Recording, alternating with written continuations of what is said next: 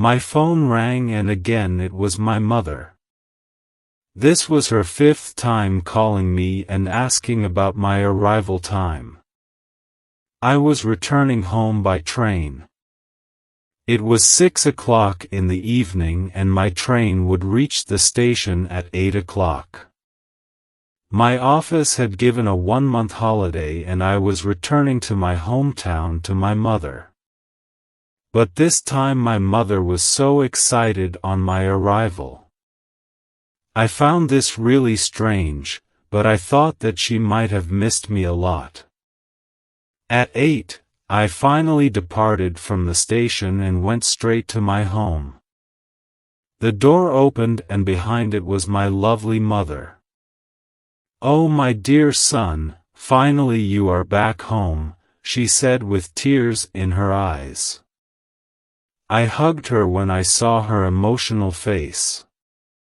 We went to the living room and there I sat on the sofa. I was tired of my long journey. "Mom, please bring me a glass of water," I said. But she didn't bring it and sat beside me. At that time she gave me a weird smile. "Your water is coming," she said, still smiling. And then a beautiful young lady of around 22 years entered the room. She brought the glass of water and gave it to me. She was quite nervous and shy. I could feel that she was uncomfortable. I took the glass and said thank you to her. My mother's eyes shone when she saw her. Then she said, "So Peter meet Lucy, our new house helper." "Oh, okay, welcome Lucy," I said to her, smiling. "Thank you, sir," she replied. Then suddenly my mother screamed, "Oh no no no, don't call him sir. He has a nice name, Peter. Just call him Peter and I will be very happy." "Yes, please call me Peter," I said again, smiling. Then we went to the dining table and had our dinner. Lucy went to kitchen for some work. Then my mother whispered to me, "Lucy is going to stay with us. Poor girl lost her parents last week. And there was no one to look after her. Poor child didn't even have house to live in because they were living on rent. So I decided to help her in my way. I was already looking for a maid." "Oh, my dear mother, you did the best. But you know her well, right? You know the youngsters nowadays. And having a complete stranger in our house." "No, she is not a stranger. I know her family well," said my mother. After our conversation ended, I went to bed. The next morning I got dressed and went to the breakfast table. Lucy and my mom had prepared my favorite breakfast. My mother sat down with me. But Lucy was standing and she had shy face. "Come Lucy, let's have the breakfast together," said my mother. "Yes, join us Lucy," I added. She sat down beside me. Then I looked at her closely for the first time. She had blue eyes, just as mine. I really felt a bond with her. I was thinking about going to the market to buy some clothes for Lucy. But you know, Peter, I am really tired today. Can you go with Lucy?" said my mother. "Yes, I can go with Lucy," I said hesitantly. "Oh, lovely, you both can spend time with each other," replied my mother very happily. I didn't understand why my mother wanted me to spend time with Lucy. I suspected her intentions. Then we headed to the market. Lucy bought some dresses. Even I helped her to select the dresses.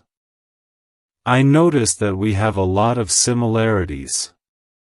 Later, we went to a coffee shop. We talked a lot. She told about her life. I told her about my life. I felt really happy talking to her. At around 6 p.m. we reached back our house.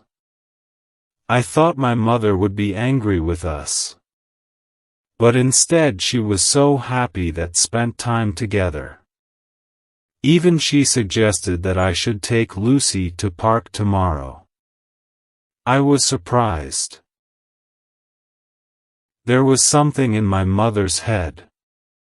Then before having our dinner, I talked to my mother. Mom, can you please explain me what do you want? I have noticed that you are acting weird these days.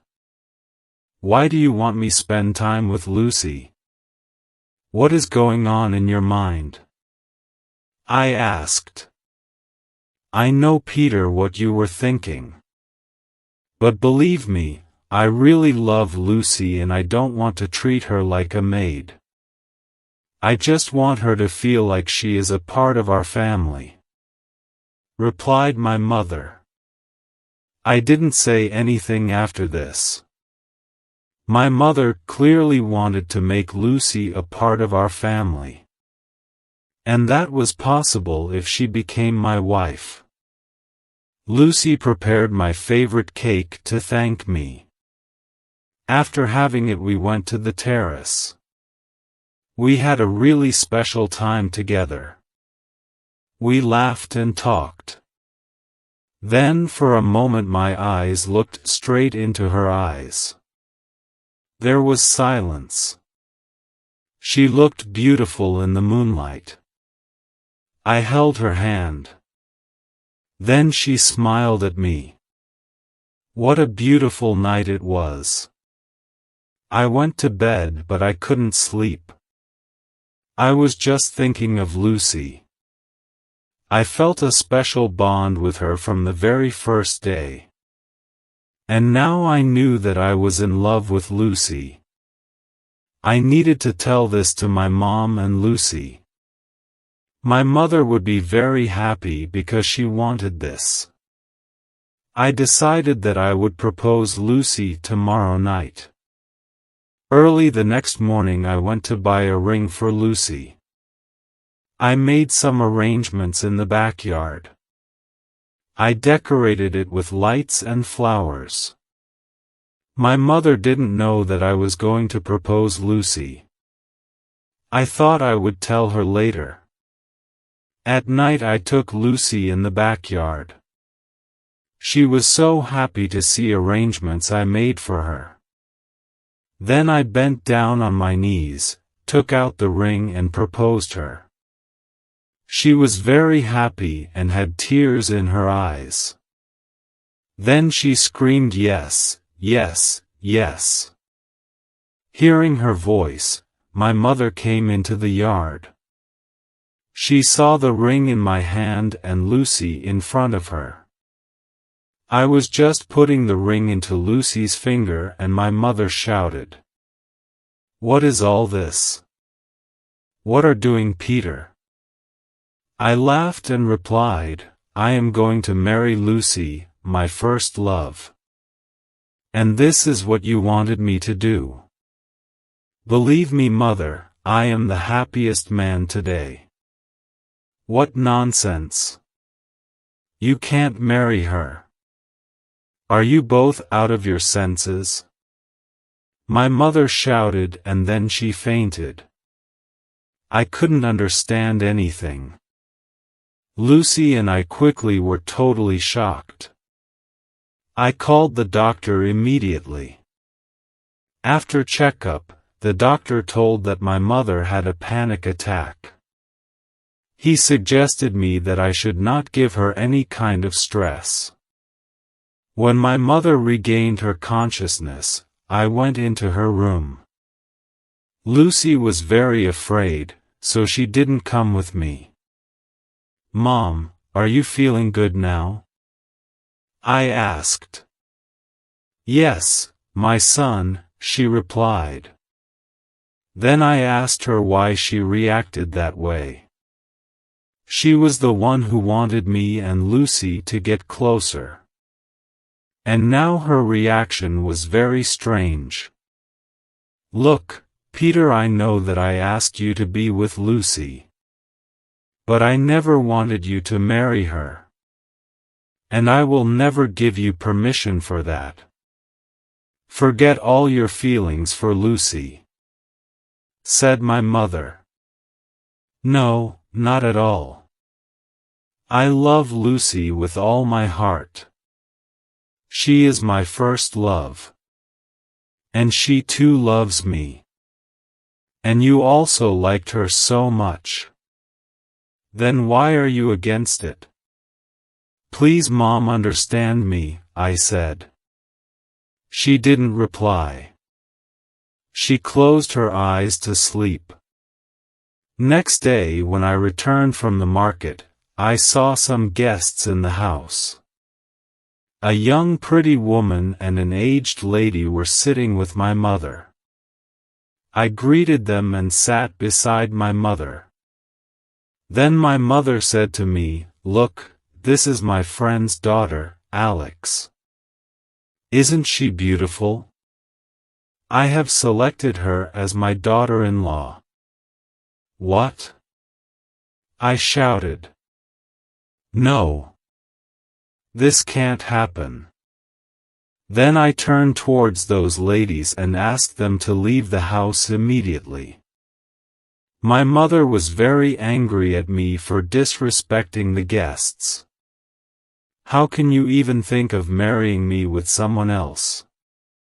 "You know I love Lucy," I said. "But I have already told you that you can't love Lucy," replied my mother. "But why? Please give me a reason.